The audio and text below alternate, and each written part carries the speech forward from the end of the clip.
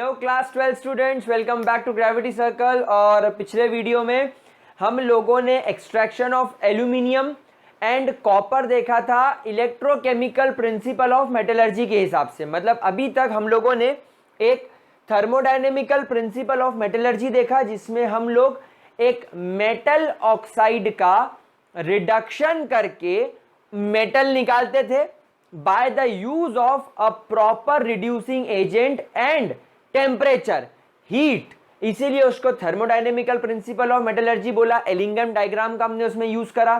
फिर पिछले वीडियो में हमने इलेक्ट्रोकेमिकल प्रोसेस ऑफ मेटलर्जी देखी, जिसमें हम लोग इलेक्ट्रिसिटी का इस्तेमाल करते थे एक मेटल ऑक्साइड को रिड्यूस करने के लिए, ताकि उसके रिडक्शन से हमें मेटल मिल सके। तो अभी तक आपने जो दो प्रिंसिपल्स पढ़े, एक थर्मोडायनेमिकल प्रिंसिपल और एक इलेक्ट्रोकेमिकल प्रिंसिपल, इन दोनों के ही अंदर आपका जो ओर होता था वो अपने ऑक्साइड फॉर्म में कन्वर्ट किया जाता था। याद करो क्या करते थे, पहले अर्थ क्रस्ट से ओर निकाला, ओर को ग्राइंड करा, फिर ओर का कॉन्सेंट्रेशन करा।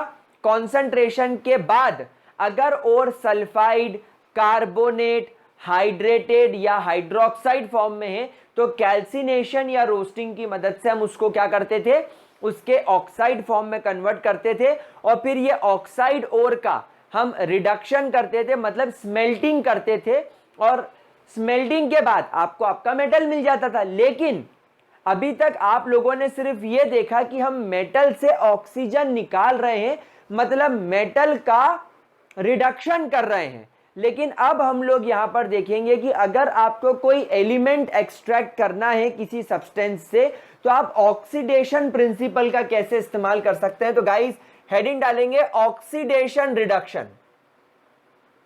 ऑक्सीडेशन रिडक्शन मतलब जो आपके काम की चीज है, आप उसका यहां पर ऑक्सीडेशन करेंगे और उसकी मदद से आप आपका सब्सटेंस बड़े आराम से एक्सट्रैक्ट कर सकते हैं।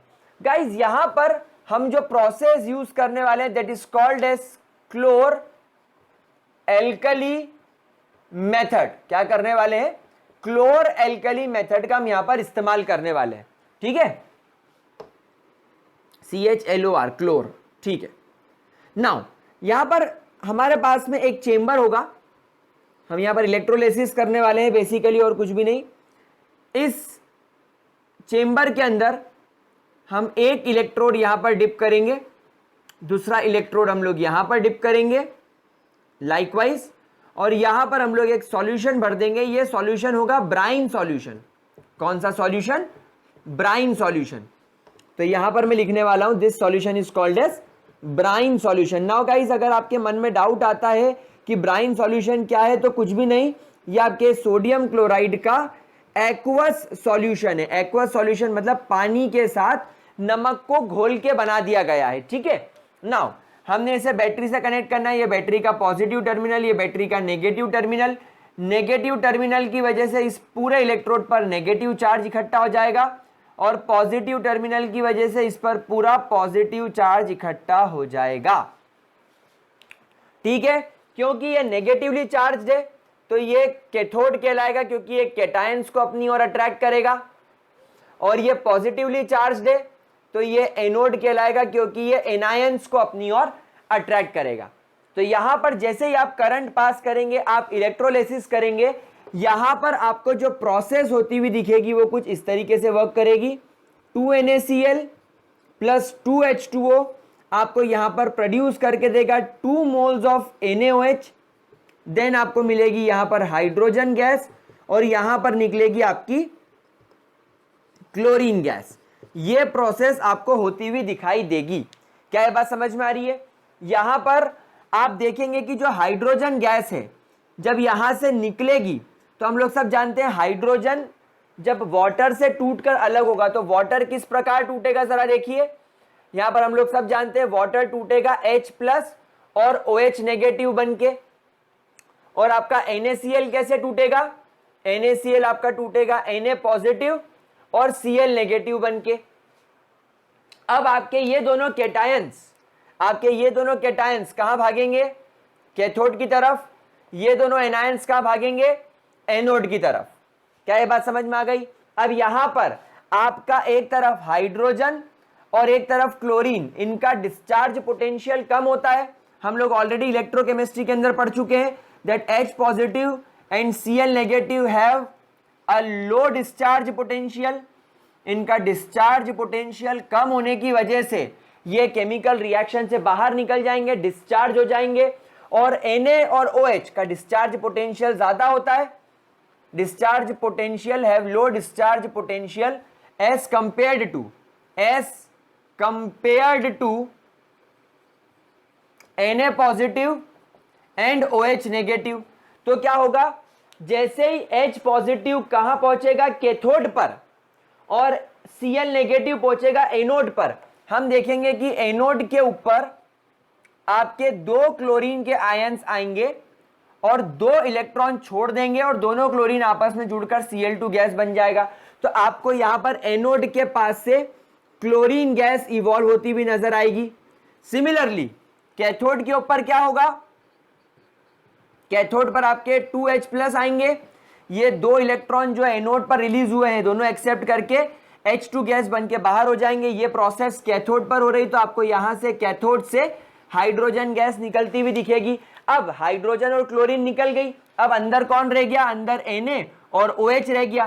तो फाइनली यहां पर लिख देता हूं मैं, Na पॉजिटिव और OH नेगेटिव जो सॉल्यूशन में रह गया ये कंबाइन होकर क्या बना लेगा, NaOH बना लेगा। क्या ये बात समझ में आ रही है? तो ये आपकी कंप्लीट केमिकल रिएक्शन हो गई। तो इस तरीके से ये प्रोसेस होगी। नाउ गाइस यहां पर ऑक्सीडेशन किसका हो रहा है, आप खुद देखिए, एनोड पर क्लोरीन का ऑक्सीडेशन हो रहा है। तो यहां पर हम लोग लिखेंगे that chlorine gas can be obtain by the oxidation of NaOH by the oxidation of NaCl, by the oxidation of NaCl। मतलब यहां पर हमारे काम की चीज कौन थी, क्लोरीन, जिसका हमने ऑक्सीडेशन करके उसको बड़े आराम से निकाल लिया। क्या ये चीज क्लियर हुई? बहुत बेसिक सी बात है, बहुत इजी सी बात है, समझ गए बात को? बहुत इजी था ये कॉन्सेप्ट, हम लोग इलेक्ट्रोकेमिस्ट्री में पढ़ चुके हैं, इसलिए ये चीज हमें बड़े आराम से क्लियर हो गई। जल्दी से इसका इतने पोर्शन का स्क्रीनशॉट वैसे ले लो, पूरे का स्क्रीनशॉट ले लो फटाफट से, मैं इतना रब करूंगा। फिर ले लिया स्क्रीनशॉट प्यारे बच्चों? क्या हम इसे रब करें? चलिए, तो हम लोगों ने यहां पर देखा कि क्लोरीन का ऑक्सीडेशन करा ताकि क्लोरीन गैस मिल जाए। लेकिन अगर मैं इस केमिकल रिएक्शन का डेल्टा G0 निकालूं -NfE0 की मदद से, तो बेटा इस केमिकल रिएक्शन का जो E0 होता है दैट इज -2.2 वोल्ट्स। अब आप लोग इतनी इलेक्ट्रोकेमिस्ट्री तो समझ ही गए हो कि अगर यहां पर माइनस साइन है तो ये प्लस हो जाएगा। सो देयरफॉर इस केमिकल रिएक्शन का जो डेल्टा G0 देखा जाता है वो देखा जाता है प्लस 424 किलो जूल्स के आसपास का। इसका जो डेल्टा G देखा जाता है वो कितना देखा जाता है, प्लस 424, ठीक है, प्लस 424 किलो जूल्स। तो इसका डेल्टा G पॉजिटिव आ रहा है, मतलब ये रिएक्शन स्पॉन्टेनियस नहीं होगी। और इसीलिए तो आप देखो यहां पर हम लोगों ने बैटरी लगाई है जो एक एक्सटर्नल पोटेंशियल अप्लाई कर रही है। आप लोगों ने एक एक्सटर्नल पोटेंशियल यहां पर दिया है इस केमिकल रिएक्शन को ताकि ये हो सके। और यहां पर आप लोग क्या ध्यान रखेंगे कि जो एक्सटर्नल पोटेंशियल आप प्रोवाइड कर रहे हो, ये जो आपने बैटरी लगाई है, it should be greater than 2.2 volts. 2.2 volt से ज्यादा होना चाहिए। क्यों? क्योंकि अगर एक्सटर्नल पोटेंशियल 2.2 वोल्ट्स का लग रहा है और आपका इस केमिकल रिएक्शन का, इन दोनों इलेक्ट्रोड्स का E0 अगर -2.2 वोल्ट है तो ये तो 0 वोल्ट हो जाएगा। तो आपको पोटेंशियल 2.2 वोल्ट से ज्यादा का रखना है। ज्यादा पोटेंशियल होने की वजह से आपको यह केमिकल रिएक्शन होती हुई नजर आएगी। तो गाइस ये एक छोटी सी प्रोसेस जो मैंने आपको सिखाई, ये हमें पहले से आती थी लेकिन हमने कभी इसे उस नजर से नहीं देखा। मैंने आपको कभी उस नजर से नहीं देखा, वैसे ही हमने इस रिएक्शन को भी उस नजर से नहीं देखा कि आप यहां पर क्लोरीन एक्सट्रैक्ट कर रहे हो, इनफैक्ट आप यहां पर हाइड्रोजन भी एक्सट्रैक्ट कर रहे हो। इसीलिए टॉपिक का नाम है oxidation reduction. By oxidation we are obtaining chlorine and by reduction we are obtaining hydrogen. और हम यहां पर ऑक्सीडेशन रिडक्शन किसका कर रहे हैं? NaCl का। तो आपने NaCl में क्लोरीन के ऑक्सीडेशन से आपने नमक में से क्लोरीन निकाल लिया, भाई एक्सट्रैक्शन ही तो कहलाया, एक्सट्रैक्शन ही तो कहलाएगा। भले हम यहां पर एक मेटल को एक्सट्रैक्ट नहीं कर रहे हैं, लेकिन हमारे काम की चीज एक्सट्रैक्ट तो कर रहे हैं। चैप्टर का नाम क्या है? Principle process and isolation of elements, not metals, elements. अब वो एलिमेंट्स में क्लोरीन भी है, हाइड्रोजन भी है, तो इस तरीके से आप इसे ऑब्टेन कर सकते हो। फटाफट से इसका स्क्रीनशॉट लीजिए। बस छोटी सी बात थी, इलेक्ट्रोकेमिस्ट्री में ये सब डिस्चार्ज पोटेंशियल वगैरह हम लोग पढ़ चुके हैं, इस चैप्टर में भी एक बार डिस्कस किया। तो अभी हमारे लिए गाजर का हलवा है, थिन क्रस्ट या चीज बस्ट, फार्म हाउस पिज्जा है, पानी पूरी है, पाव भाजी है। चलो आया मुंह में पानी। अब तो लॉकडाउन खुल गया, पर कोरोना की वजह से जा नहीं पा रहे होगे खाने, मेरी तरह तुम भी घर पे दाल रोटी खा रहे होगे। ठीक है, चलो स्क्रीनशॉट लो। हो गया मेरे प्यारे प्यारे लाडले बच्चों, छुटकू मुटकू क्या मिसअप करें। चलिए, अच्छा अगर आपको लीचिंग वाली प्रोसेस याद हो, याद है लीचिंग हम लोगों ने पढ़ी थी, हम लोग जब कॉन्सेंट्रेशन ऑफ ओर्स पढ़ रहे थे तब हम लोगों ने लीचिंग पढ़ी थी, याद है? लीचिंग में मैंने आपको एक तो एल्यूमिनियम का लीचिंग करना सिखाया था, और साथ में मैंने आपसे कहा था कि गोल्ड और सिल्वर जैसे बहुत लो रिएक्टिव मेटल को हम लोग लीचिंग प्रोसेस से एक्सट्रैक्ट कर सकते हैं। तो एक्चुअली लीचिंग प्रोसेस में हम और कुछ नहीं कर रहे थे, we were doing oxidation of silver and gold in leaching process. हम लीचिंग प्रोसेस में और कुछ नहीं कर रहे थे, हम लोग लीचिंग प्रोसेस के अंदर हमारे सिल्वर और गोल्ड का ऑक्सीडेशन कर रहे थे। एक बार हम वो रिएक्शन फिर से करके देखते हैं।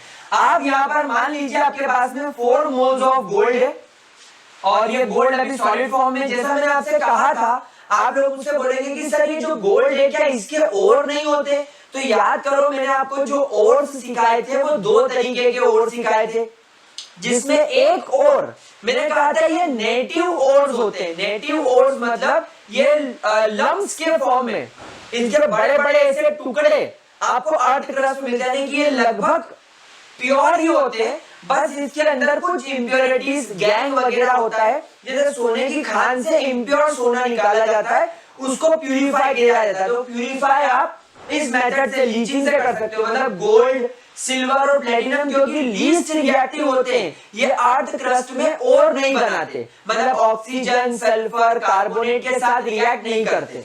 तो ये गोल्ड को अगर हम लोग KCN के साथ ट्रीट करें 8 moles in presence of water and oxygen, अगर हम इसे इस तरीके से ट्रीट करें तो यहां पर देखिए क्या होगा। यहां पर आपको दिखेगा कि जो गोल्ड है ये साइनाइड के साथ इस तरीके से AuCN2 बना चुका है 4 मोल्स, और यहां पर लग चुका है K, यानी यहां पर पोटेशियम, गोल्ड और साइनाइड ने कॉम्प्लेक्स सॉल्ट बना लिया है 4 मोल्स।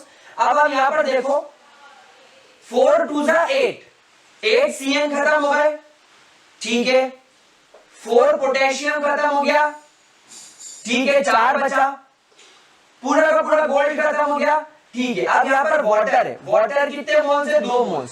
तो हम लोग जानते हैं वाटर HH, ये वाटर हो गया। यहाँ पर ऑक्सीजन कितने हैं? 2, और यहाँ पर पोटेशियम कितने हैं? 4, 1 2 3 4। अब ये एक ऑक्सीजन इस H के साथ, ये एक ऑक्सीजन इस H के साथ चला गया, तो अब 1 2 और ये OH और ये OH, 4 OH हो गए और 4 पोटेशियम हो गए। तो एग्जैक्टली 4 मोल्स आपको यहाँ पर KOH मिल जाएगा। ब्रेक डाउन करना सीखो रिएक्शन को, रिएक्शन को जितना अच्छे से ब्रेक डाउन करोगे उतने अच्छे से समझ में आएगी। अब यहाँ पे 4 मोल्स में से आप 2 मोल्स उठा लो, 2 मोल्स AuCN2K को जब आप लोग यहाँ पर जिंक के साथ रिएक्ट करोगे प्यारे बच्चों, जिंक यहाँ पर आपका रिड्यूसिंग एजेंट की तरह काम करेगा। तो यहाँ पर बनाएगा ZnCN4K2। कैसे बना देखो, जिंक आ गया, यहाँ पर 2 दूनी 4, 4 CN थे, चारों CN के साथ जिंक एक साथ कंबाइन कर सकता है। पोटेशियम कितने थे? 2, तो ये 2 पोटेशियम यहाँ आ गया, मतलब एक जिंक ये 2 मोल के साथ डायरेक्टली रिएक्ट कर सकता है। अब यहाँ पर क्या बचा? सिर्फ गोल्ड, तो यहाँ पर आपको 2 मोल्स ऑफ गोल्ड बाहर मिल जाएगा जो कि इसके प्योर फॉर्म में होगा। तो यहाँ पर आपने किया क्या? यहाँ पर आपने गोल्ड का किया ऑक्सीडेशन, क्या किया? ऑक्सीडेशन। क्लियर? कोई दिक्कत, कोई परेशानी? कैसे किया? यहाँ पर गोल्ड का ऑक्सीडेशन नंबर 0 रहा होगा, लेकिन यहाँ पर गोल्ड का ऑक्सीडेशन नंबर 0 नहीं है। समझ गए? क्योंकि यहाँ पर ये साइनाइड के साथ कंबाइन हो गया, तो इस पर डेफिनेटली पॉजिटिव चार्ज होगा।